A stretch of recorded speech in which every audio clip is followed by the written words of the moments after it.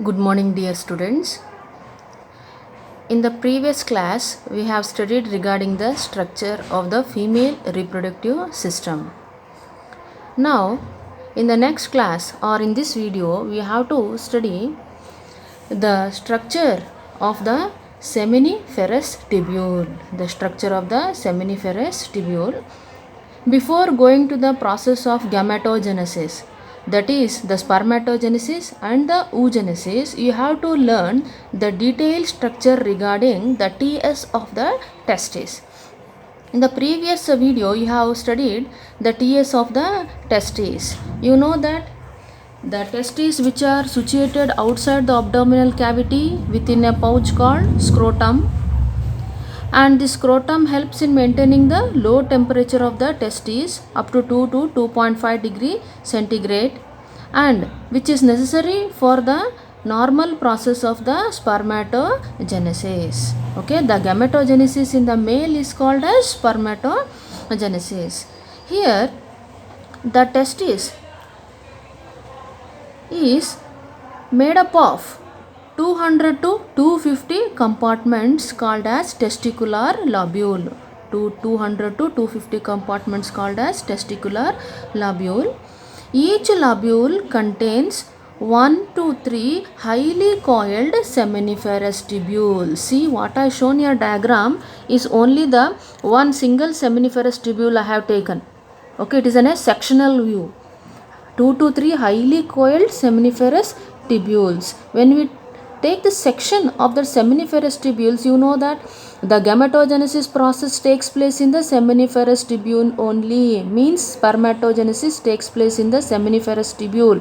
This is the structure of the seminiferous tubule. Okay, what is gametogenesis? Formation of the gamete.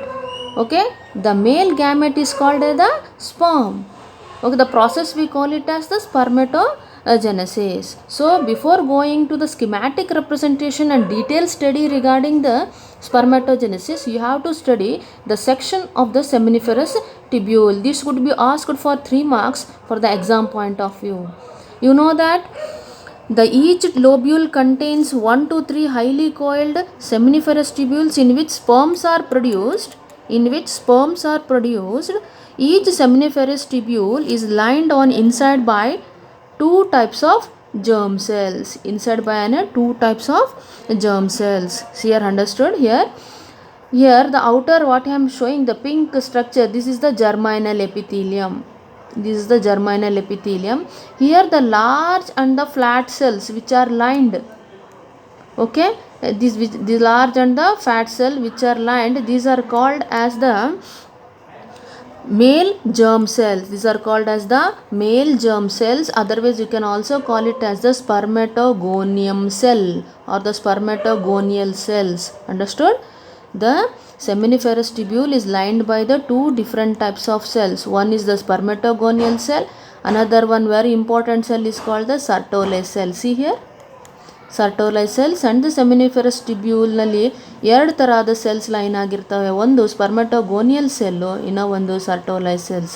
These 2 cells play very important role in the process of the spermatogenesis. Here again the male germ cells. See here, the male germ cells means spermatogonial cell ಅಥವಾ spermatogonium. They undergo the meiotic division, finally leading to the formation of the sperms. Okay, we shall discuss detail in the next slide. Just to study the structure of the seminiferous tubule. Understood? The spermatogonial cell here, they undergo meiotic division, they undergo reductional division to form the haploid sperms. You know that gametes are always haploid in nature. Understood? Gametes are always haploid in nature. Here the male gamete is called as the sperms or the spermatozoa. Understood? This is the diagram for 3 marks. And also there is another cell called as Sertoli cells. What is the function of Sertoli cells here? Can you notice here? The sperms are embedded in the Sertoli cells. They are embedded in the Sertoli cells, means attached to the Sertoli cells. Why they have been attached? Then should be some function of the Sertoli cells, isn't it? Yes. The male germ cells, the spermatogonial cell, when they undergo meiotic division, finally forming to the leading of the sperm formation. Okay, the Sertoli cells, what they do is they provide nutrition. They provide nutrition to the sperms. They provide nutrition to the sperms. Sperms are also called as the germ cells. Sperms are also called as the germ cells. Okay, you know the function of the Sertoli cells now. The Sertoli cells provide nutrition to the germ cells or the sperms. Understood? This is the brief structure regarding the seminiferous tubules. Okay, outside these seminiferous tubules, see here only one seminiferous tubules is there. Here another seminiferous tubules will be there. In between these two, you will get a space called as interspecial space where the Leydig cells will lie and they secrete the hormone called as the androgens. We shall discuss in the next class. Just you remember, this is the structure of the seminiferous tubule. Okay, thank you. In the next class, we shall discuss the spermatogenesis, means formation of the sperms through with the help of the schematic representation.